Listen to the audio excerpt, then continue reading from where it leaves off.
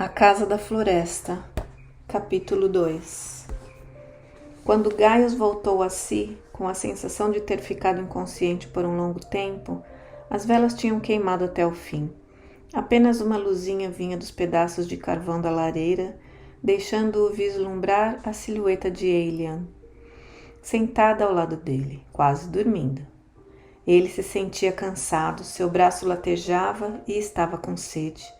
Podia ouvir vozes femininas não muito longe. Seu ombro estava todo enfaixado, dando a sensação de ter sido enrolado em coeiros como um recém-nascido. O ombro ferido estava untado com uma pomada gordurosa e as ataduras de linho cheiravam a gordura e bálsamo. A moça estava sentada em silêncio ao lado dele num banquinho de 3 pernas, tão pálida e magra quanto uma vara de vidoeiro, o cabelo penteado para trás, com uma certa ondulação e uma textura fina demais para cair reto. Usara uma corrente de ouro em volta do pescoço com um tipo qualquer de amuleto. Essas garotas bretãs costumavam a amadurecer. Gaio sabia disso. Essa poderia ter até uns 15 anos. Não era uma mulher, mas também já não era uma criança. Ouviu-se um barulho como se alguém tivesse derrubado um balde e uma voz jovem gritou: "Então você mesma vai ordenhá-la se quiser." "O que houve com a mulher do estábulo?" Uma voz de mulher perguntou secamente. "Oh, está chorando e gemendo, como uma carpideira, porque aqueles romanos açougueiros vieram até aqui e carregaram seu marido, e ela ficou com 3 bebês, disse a primeira voz. "E agora o meu Rodri foi atrás deles. Que a maldição de Tanários caia sobre todos os romanos", falou uma voz que Gaius reconheceu como sendo de Cynric. Mas a mulher mais velha interrompeu. "Fique quieto, Mairi. Ponha os pratos na mesa. Não fique aí em pé gritando com os garotos. Eu vou falar com a pobre mulher. Vou dizer que ela pode trazer os menores aqui para casa. Mas também tem que ordenhar as vacas esta noite, mesmo que os romanos convoquem todos os homens da Britânia." "Você é boa, minha madrasta", Cynric disse, e as vozes baixaram de tom outra vez. A moça olhou para Gaius e levantou-se do banquinho. "Oh, você está acordado. Está com fome? Eu devoraria um cavalo e a carroça, e ainda perseguiria o cocheiro até Venta", Gaius disse com ar sério, e ela ficou olhando para ele com alguns instantes antes de arregalar os olhos e dar uma risada. "Vou ver se tem um cavalo e uma carroça na cozinha", disse rindo, e então a luz atrás dela ficou mais forte, e uma senhora apareceu na porta. Por um momento, ele ficou espantado com a claridade, pois havia sol no quarto. "O que é isto? O dia seguinte?" Ele falou sem pensar, e a senhora riu. Virou-se e abriu a cortina, prendendo-a num gancho e apagando a vela gotejante com um movimento ágil. "Aelian não permitiu que incomodássemos, nem mesmo para comer", ela falou. "Ela insistiu que o descanso seria melhor que a comida. Acho que tinha razão, mas você deve estar com muita fome agora. Sinto muito não ter estado aqui para recebê-lo na nossa casa. Estava cuidando de uma mulher enferma em um dos nossos abrigos. Espero que Aelian esteja cuidando bem de você." "Oh, muito bem", disse Gaius. Piscou os olhos emocionado, pois alguma coisa nela o havia feito lembrar com tristeza de sua mãe. A senhora olhou para ele. Era linda, esta mulher bretã, e tão parecida com a moça que o parentesco era óbvio, mesmo antes de a moça dizer mamãe e parar. Tímida demais para prosseguir. Tinha como a moça cabelos louros e olhos escuros, entre o avelã e o cinza, e dava a impressão de ter trabalhado com suas empregadas, pois havia uma mancha de farinha na bela túnica de lã, mas o vestido que usava por baixo era branco, do linho mais fino que já havia visto na Bretanha, e com a barra bordada. Seus sapatos eram de um couro de boa qualidade e finos alfinetes de ouro pendiam-lhe a roupa. "Espero que esteja se sentindo melhor", ela falou amavelmente. Gaius ergueu-se sobre o braço bom. Muito melhor, senhora, e eternamente grato à senhora e aos seus. Ela fez um pequeno muxoxo. Você vem de Deva? Estava visitando amigos lá perto, respondeu. O traço latino de sua fala estaria explicado se ela pensasse que ele vinha de uma cidade romana. Já que está acordado, vou mandar Cynric ajudá-lo a banhar-se e vestir-se. Vai ser bom poder lavar-me, Gaius falou, puxando as cobertas para cima ao perceber que estava nu, exceto pelas ataduras. A mulher seguiu seu olhar e disse: ele vai providenciar algumas roupas, talvez fiquem um pouco grandes em você, mas servirão por enquanto. Se preferir ficar aqui deitado, descansando, faça isso. Mas se estiver sentindo-se capaz, teremos prazer em sua companhia. Gaius pensou um pouco. Cada músculo do seu corpo doía como se tivesse levado uma surra. Por outro lado, estava curioso acerca daquela casa e não devia dar a impressão de desprezar a companhia deles. Sempre acreditara que os bretões, que não se aliaram a Roma, eram na maioria selvagens, mas não havia nada de primitivo em relação àquela casa. Terei prazer em juntar-me a vocês, disse e passou a mão no rosto incomodado com a barba crescida. Mas gostaria de lavar-me e talvez barbear-me. Não acho que deva se dar o trabalho de barbear-se. Não por nossa causa, ela disse, mas Cynric vai ajudá-la a se lavar. Eilan, encontre seu irmão e diga a ele para vir aqui. A moça afastou-se. A senhora virou-se para sair, depois olhou para ele, enxergando-o melhor na claridade da alcova.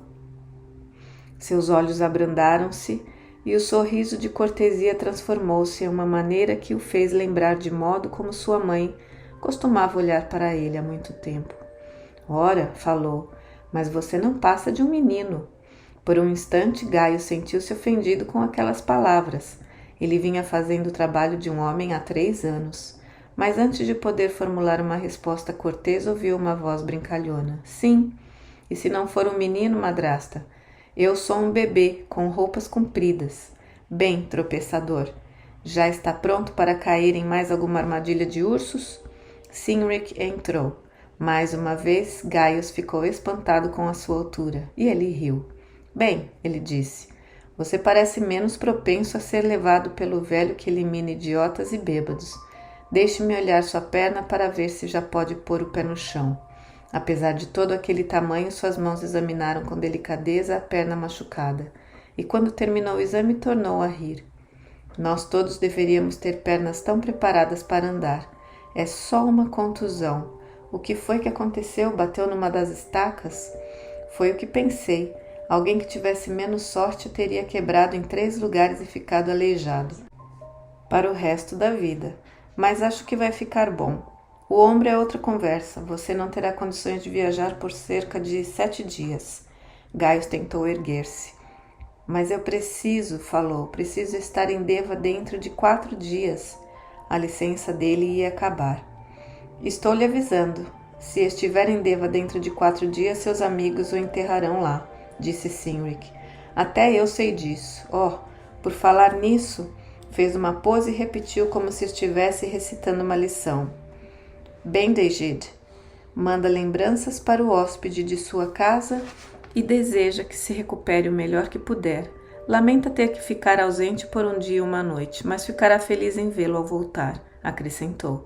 Seria preciso alguém mais corajoso do que eu para dizer a ele que você não quis aceitar sua hospitalidade.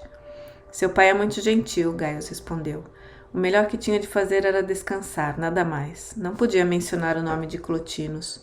O que aconteceria em seguida dependia dele, idiota que estava dirigindo o coche. Se voltasse e dissesse que o filho do prefeito fora atirado para fora e talvez estivesse morto, já estariam dando busca na floresta atrás de seu corpo.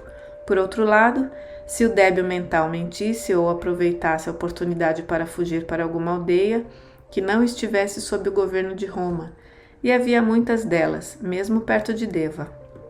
Bem, poderiam pensar o que quisessem. Talvez só dessem pela sua falta quando Marcelo Severus começasse a perguntar pelo filho. Cynric estava debruçado sobre um baú no pé da cama. Tirou lá de dentro uma camisa e examinou-a com um misto de divertimento e desapontamento. Esses trapos, esses farrapos que você estava usando só servem para espantar galhas, disse. Vou mandar as garotas lavá-los e remendá-los, caso seja possível. Elas não têm muito mais o que fazer com este tempo, mas você pareceria uma donzela em uma roupa comprida como esta. Tornou a guardá-la. Vou procurar algo mais próximo do seu tamanho. Ele saiu e Gaius revistou o resto das roupas dobradas ao lado da cama, em busca da bolsa presa no cinto de couro que haviam cortado para tirar dele. Não haviam tocado em nada, pelo que podia perceber. Algumas plaquinhas de estanho que ainda passavam por moeda fora das cidades romanas, uma fivela, um canivete, 1 ou 2 anéis e outras miudezas que não quisera usar para caçar. Ah, aqui estava. De grande ajuda tinha servido. Examinou rapidamente o pedaço de pergaminho com o selo do prefeito. Seu salvo-conduto. Não serviria de nada ali. Poderia até pô-lo em perigo, mas quando partisse precisaria dele para viajar. Rapidamente tornou a enfiá-lo na bolsa. Será que tinham visto o anel de sinete? Começou a tirá-lo do dedo para guardá-lo na bolsa. Mas então Cynric, com algumas roupas penduradas no braço, entrou no quarto. Gaio sentiu-se culpado. Era como se estivesse examinando suas coisas para ver se nada havia sido roubado. E ele disse: Acho que o selo do anel soltou-se quando eu caí e balançou a pedra verde para um lado e para o outro. Estava com medo que caísse se eu o usasse. Trabalho romano, afirmou Cynric olhando para o anel. O que diz aí? Tinha apenas as suas iniciais e as armas da legião, mas tinha orgulho do anel, pois Marcellus o havia recomendado a um ourives em Londinium, quando ele foi designado para o seu posto, e Gaius disse: Não sei, foi um presente. O desenho é romano, Cynric falou com desprezo. Os romanos espalharam o seu lixo daqui até a Caledônia. E acrescentou com desdém: Não há como dizer de onde veio. Algo do jeito de Cynric fez Gaius perceber que corria mais perigo agora do que no poço. O próprio druida Bendegid jamais violaria a hospitalidade. Sabia disso pelas histórias contadas por sua mãe e sua ama, mas era impossível prever o que este jovem impetuoso seria capaz de fazer. Impulsivamente tirou um dos anéis menores da bolsa. Devo minha vida a você e a seu pai. Você aceitaria este presente? Não é muito valioso, mas pode servir para recordar-lhe de uma boa ação. Cynric tirou o anel da mão dele, era pequeno até para o seu dedo mais fino. Cynric, filho de Bendegid, o druida, agradece estranho. E ele disse: Não conheço outro nome para apresentar os meus agradecimentos. Era uma sutil indireta que as boas maneiras permitiam a Gaius, não podia ignorá-la. Podia dar o nome do irmão de sua mãe, mas o nome do chefe Siluri, que dera sua irmã, a um romano poderia ter chegado até mesmo àquele canto da Britânia. Uma pequena falta à verdade era melhor do que uma grande falta de educação. Minha mãe chamava-me Gawain. Falou finalmente. Isto, ao menos, era verdade, porque Gaius, seu nome romano, era estranho à língua dela. Nasci em Venta Silurum, ao sul, de uma linhagem que você desconhece. Cynric pensou um pouco, rodando o anel no seu dedo mínimo, e então uma luz de compreensão iluminou seu rosto e perguntou, olhando intensamente para Gaius: Os corvos voam à meia-noite? Gaius ficou estarrecido, não só com a pergunta, mas também com os modos de Cynric. Por um momento imaginou se o rapaz não seria abobalhado, e então respondeu naturalmente: Acho que você entende mais do que eu da vida na floresta. Nunca conheci nenhum que o fizesse.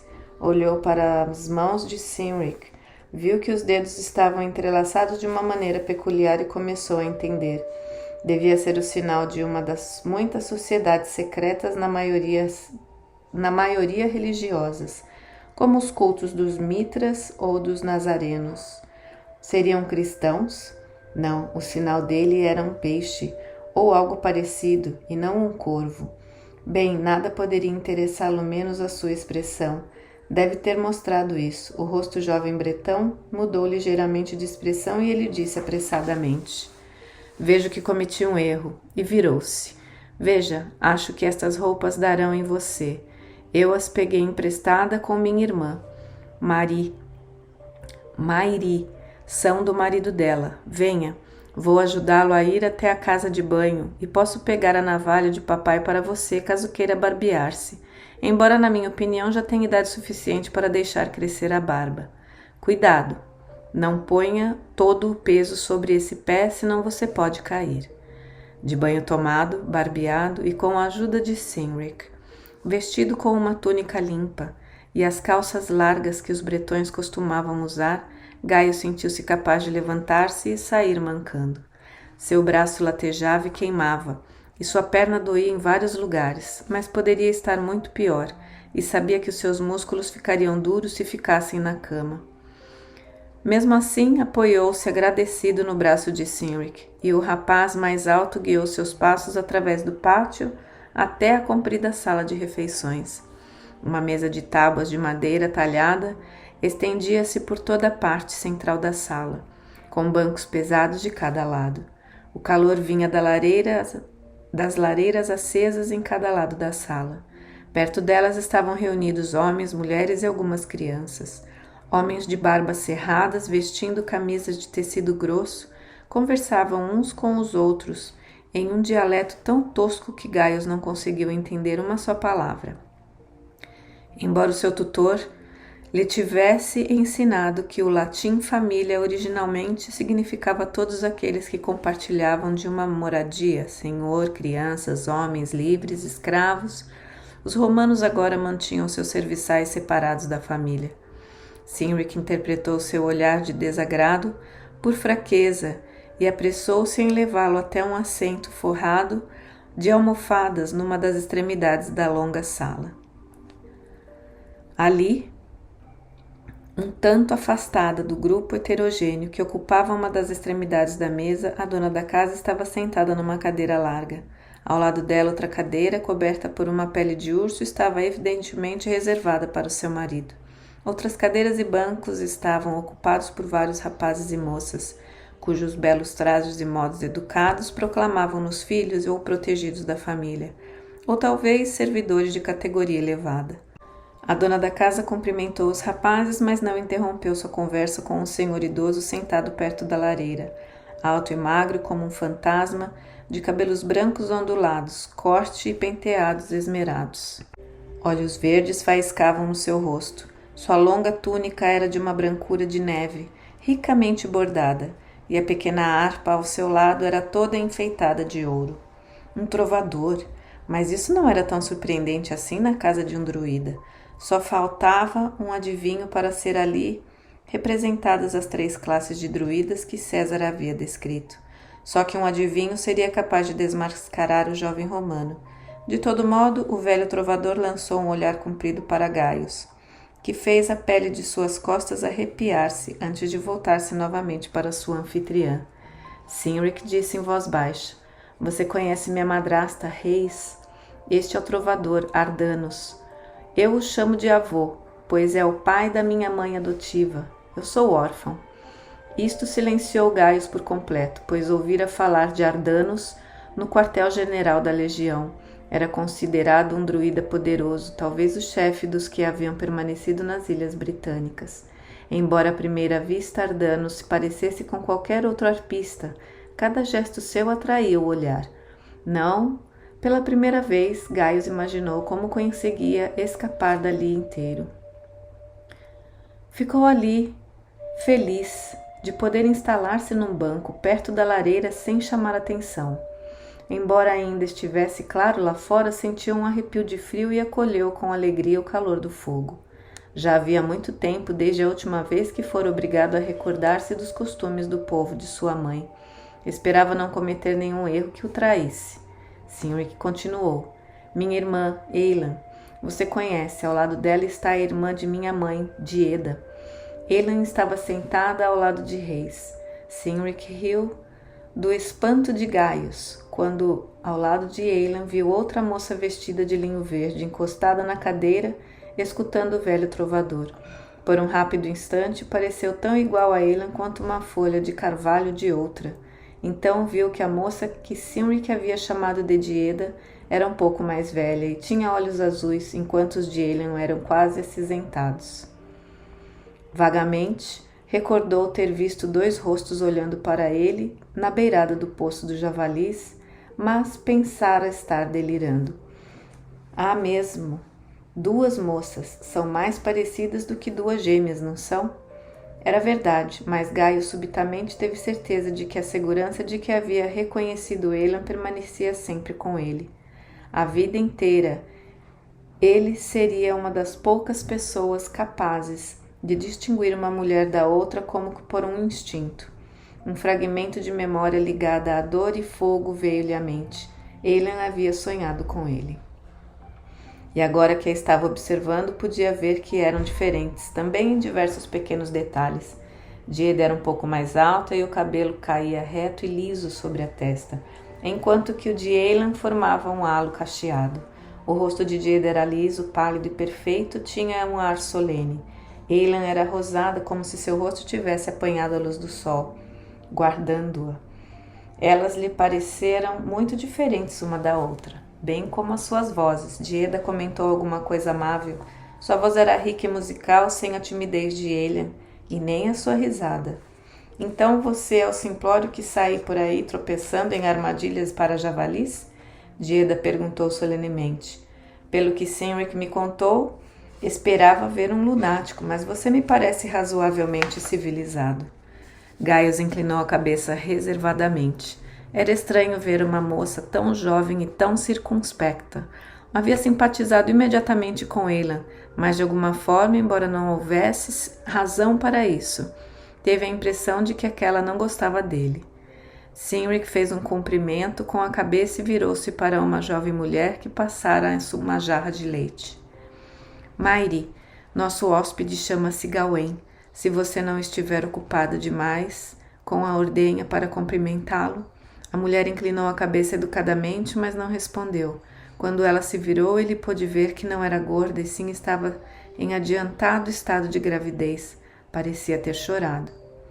E essa é toda a família, além da minha irmãzinha Senara, finalizou Cynric. Tratava-se de uma menina de uns 6 ou 7 anos, de cabelos louros como os de Aelian. Ela olhou para ele timidamente por trás da saia de Mairi, tomou coragem e disse: Aelian não veio deitar na cama comigo, mamãe disse que ela ficou sentada ao seu lado a noite inteira. Então estou muito honrado com a gentileza dela, Gaius falou rindo, mas eu tenho pouco sucesso com as mulheres, se as mais bonitas não se importam comigo. Por que não foi me fazer companhia, pequenina? Era uma coisinha rosada de rosto redondo e o fez lembrar de sua própria irmã, que não tinha sobrevivido muito tempo à morte da sua mãe, 3 anos atrás. Puxou a criança para si com o braço bom e ela sentou-se ao lado dele satisfeita.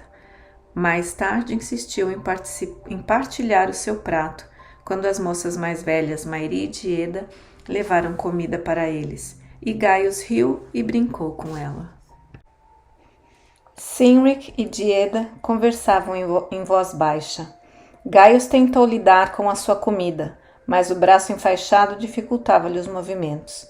Aelian reparou e foi sentar-se do outro lado dele. Com uma faquinha afiada que levava na cintura, partiu discretamente a comida em pedaços que ele podia manejar e disse à criança num tom de voz que só deu para eles ouvirem, para não incomodar o hóspede. Feito isso, a timidez de Aelian voltou. Foi em direção à lareira sem dizer nada, e Gaius contentou-se em observá-la. Uma das empregadas entregou uma criança de cerca de 1 ano a Mairi, e a jovem mulher, com toda a naturalidade, desabotoou o vestido e pôs-se a amamentá-la, conversando com Cynric. Ela olhou para Gaius com uma curiosidade inocente e falou: Agora estou vendo porque você pediu emprestada a túnica e as calças do meu marido. Ele foi parou franzindo a testa. Achei que ele não se importaria de emprestar suas roupas para um hóspede, embora possa brigar comigo se souber que emprestei suas roupas secas enquanto estava tremendo de frio na floresta. Diga-me, Gawain, todos os silures são tão pequenos quanto você, como um duende ou algum romano se insinuou no meio da noite na cama de sua avó? Qualquer resposta que Gaius desse ficaria submersa no mar de gargalhadas que cobriu a mesa. Gaius lembrou-se de que os bretões eram dados a brincadeiras pesadas, que um romano de boa educação acharia de mau gosto. É verdade que os silures eram menores do que os bretões morenos, de ossos delicados, em comparação com os homens grandes e louros das tribos celtas. Cynric, Eilan, Dieda e Reis eram desse tipo, mas as poucas lembranças que Gaius tinha de seu tio, chefe dos silures, eram de um homem poderoso, apesar de sua baixa estatura, um homem que se enfurecia e se alegrava com facilidade, com dragões tatuados ao longo dos braços.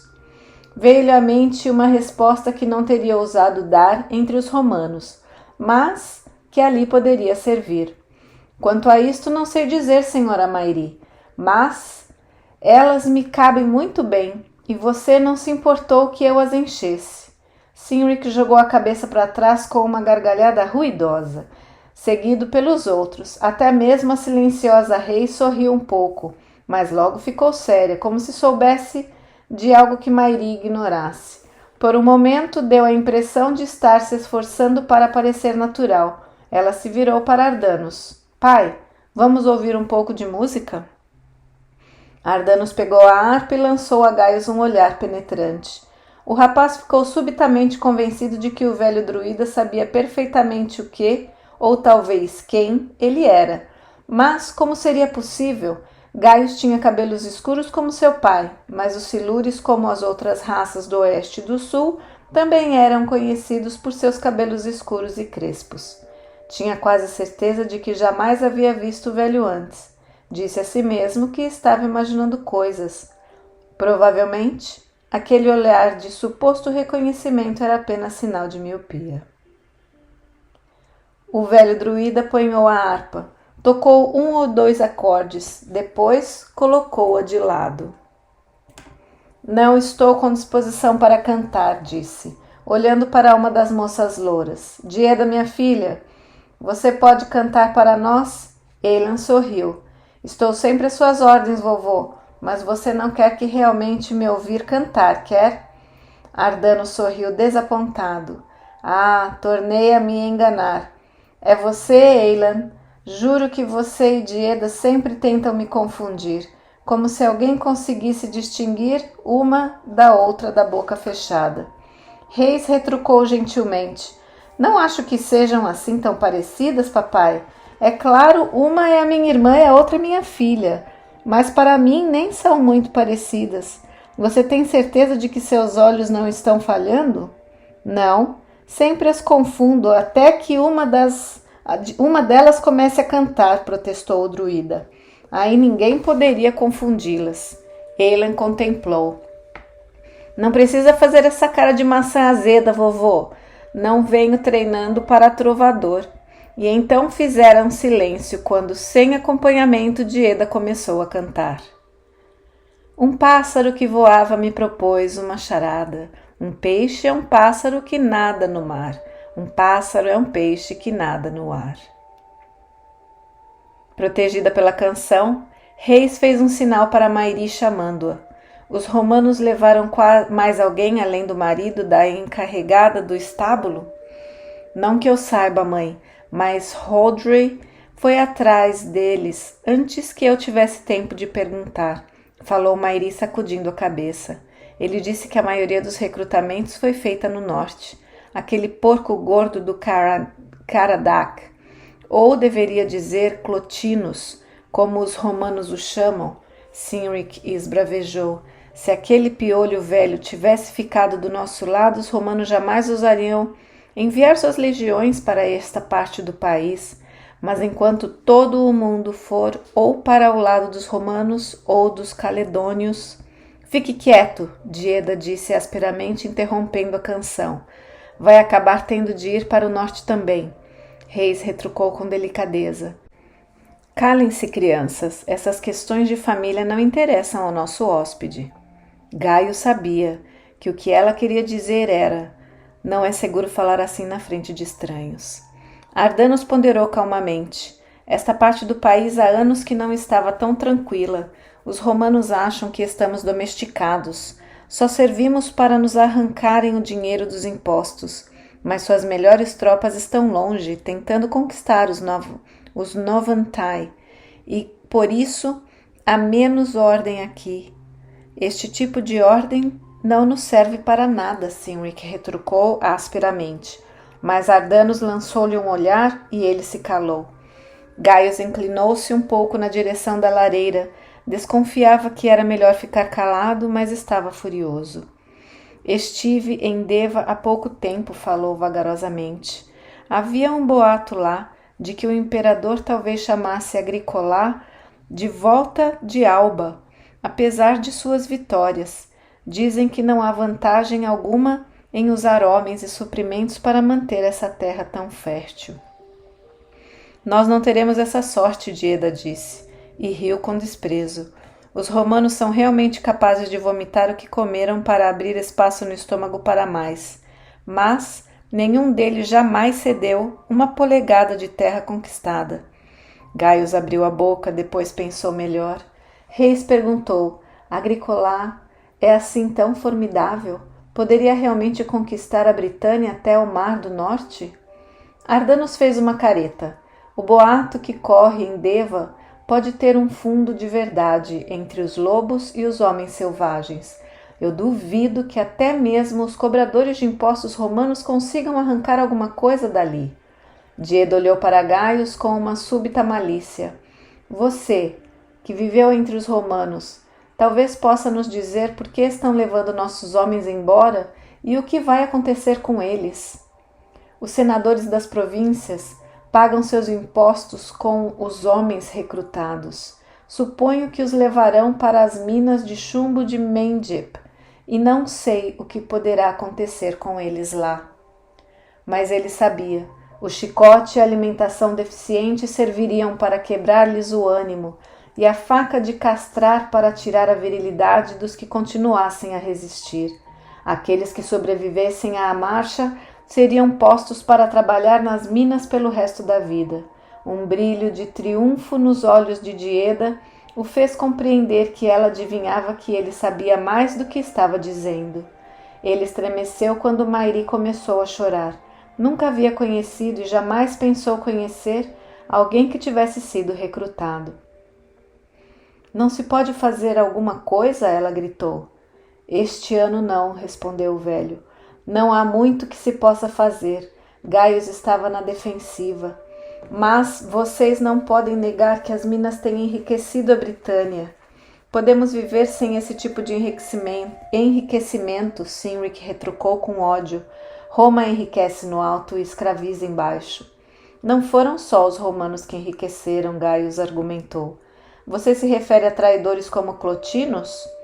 Reis inclinou-se para a frente como que para pôr fim a uma conversa que se tornara incômoda, mas Cynric ignorou-a.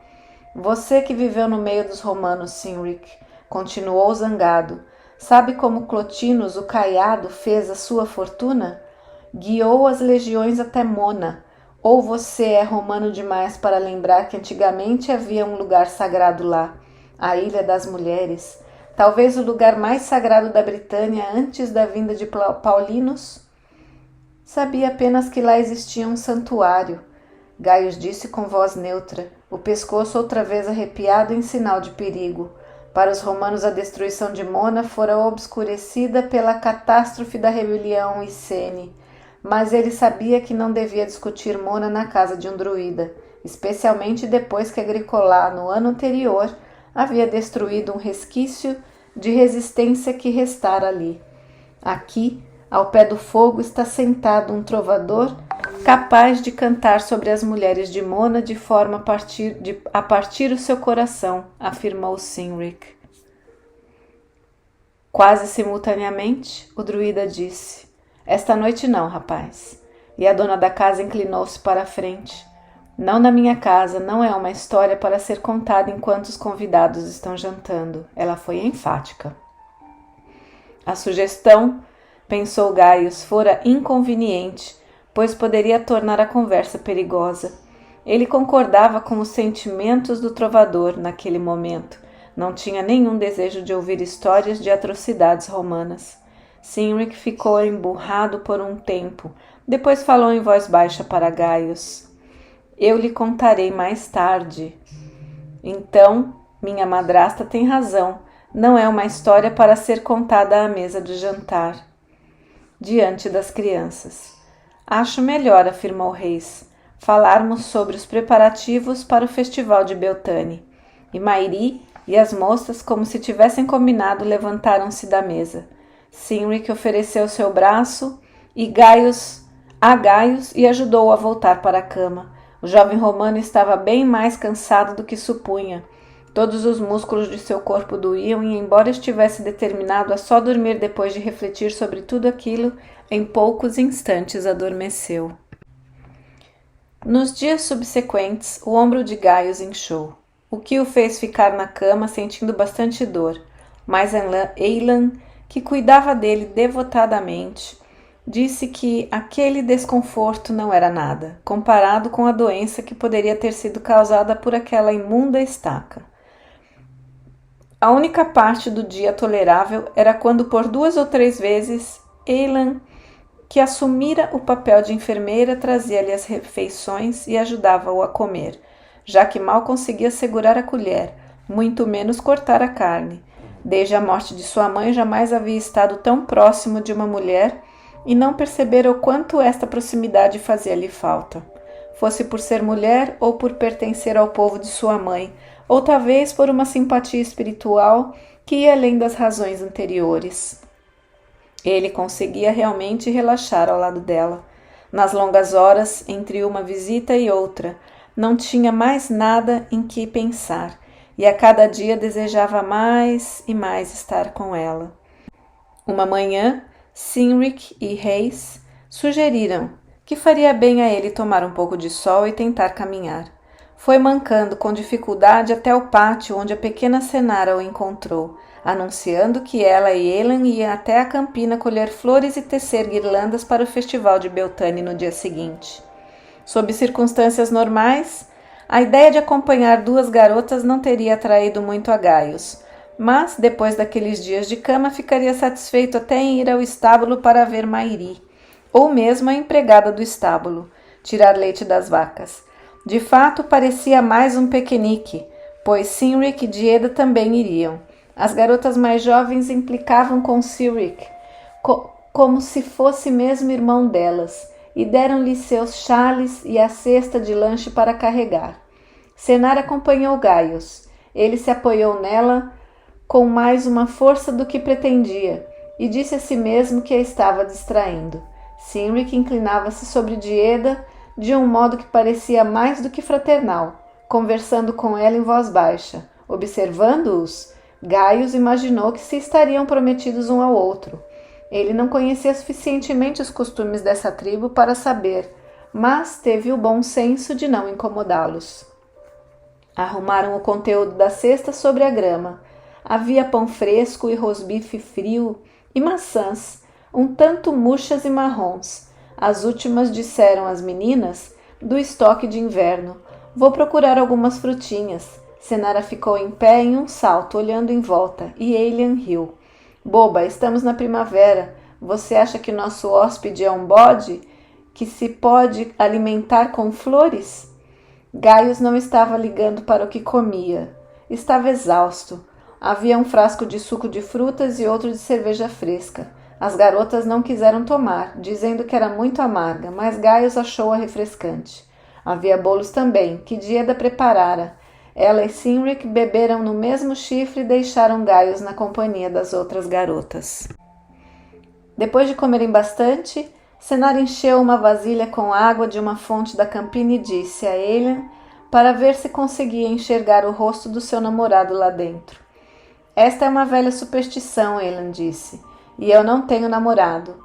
Eu tenho, falou Cynric agarrando a vasilha e olhando lá dentro. Será que a água irá mostrar-me o seu rosto, Dieda? Ela se aproximou e olhou por cima do ombro dele. Tudo isso é bobagem, afirmou Gaius. E Gaius achou que ela ficava mais bonita assim, ruborizada. Você olhou para a água, Eilan? Senara perguntou, puxando-lhe a manga. Acho uma blasfêmia tentar obrigar a Deus a falar deste modo. O que Lianon diria? Retrucou Eilan. Alguém aqui se importa? Dieda perguntou com um sorriso estranho. Nós sabemos que ela não diz nada que não seja ordenado pelos sacerdotes. Seu pai se importa, Cynric disse com sobriedade. É verdade, ele se importa. E então eu suponho que você também deva se importar. Senara virou-se para ela. Diga-me o que viu na água, Dieda. Ela pediu com voz estridente. A mim, disse Cynric. Pelo menos é o que espero. Neste caso você seria nosso irmão de verdade. Senara sorriu para ele. Por que você acha que eu quero me casar com ela? Cynric riu. Mas ainda temos que falar com seu pai. Você acha que ele vai recusar? Dieda de repente ficou ansiosa e ocorreu a Gaius que ser filha do arquidruida poderia ser ainda mais limitador do que ser filho de um prefeito. Se ele me tivesse prometido para outra pessoa, certamente já teria comunicado. E com quem você vai se casar, Eilan? Senara perguntou. Gaius inclinou-se para a frente com a atenção subitamente despertada. Eu não havia pensado nisso, disse enrubescendo. Às vezes parece-me ouvir o chamado da deusa. Talvez eu deva entrar para a casa da floresta como uma das donzelas do oráculo. Antes você do que eu, Dieda disse. Eu jamais invejaria esta vida. Senara sacudiu a cabeça. Você ia mesmo gostar de viver lá sozinha? Seria um tremendo desperdício, disse Gaius. Não há nenhum homem que queira desposar? Eilan olhou para ele e ficou calada por um momento antes de responder. Depois falou vagarosamente. Nenhum dentre os meus pais escolheriam para mim, e a vida na casa da floresta pode ser muito gratificante. As mulheres sagradas aprendem todo tipo de sabedoria e a arte de curar. Então, Gaius pensou, ela gostaria de ser uma sacerdotisa curandeira. Como havia dito para Senara, achava que seria um grande desperdício para alguém que dava ao mundo tanta beleza. Eilan era muito diferente de tudo que ele ouvira falar das moças bretãs. Achava que fosse como a filha de Clotinus. Seu pai, às vezes, falava em casá-lo com a filha de um velho amigo, alto funcionário de Londinium, mas ele jamais vira a moça. Agora ocorreu-lhe que seria mais útil para ele casar-se com alguém como Eilan. Afinal de contas, sua própria mãe fora bretã. Contemplou Eilan por tanto tempo que ela se sentiu incomodada. Tem alguma coisa no meu rosto? Perguntou. Devíamos começar a preparar as guirlandas. De repente, ela se levantou e começou a atravessar a campina que estava toda coberta de flores azuis, roxas e amarelas. Não, os jacintos não, disse para Senara, que a havia seguido. Vão murchar muito depressa. Então me mostra as que devemos usar, Senara pediu. Gosto daquelas orquídeas roxas. No ano passado eu vi as sacerdotisas usando. Acho que as hastes delas são muito duras para trançar, mas vou tentar. Eilan apanhou as flores das mãos de Senara. Não consigo. As donzelas de Lianon devem ter uma habilidade que eu não tenho. Vamos tentar as prímulas. Elas são tão comuns quanto as ervas daninhas, Senara reclamou, e Eilan franziu a testa. O que acontece no festival? Gaius perguntou para distraí-la. Eles fazem o gado passar no meio das fogueiras e Lianon invoca a deusa para revelar os oráculos. Eilan falou com as mãos cheias de flores. E os amantes se encontram nas fogueiras, disse Cynric olhando para Dieda. E os casais prometidos revelam seus votos. Aqui, Senara, tente estas. São as que eu estava tentando tecer, Eilan reclamou. Mas suas hastes são duras demais. Dieda, estes botões vão servir? A moça mais velha estava ajoelhada de frente a um espinheiro todo florido.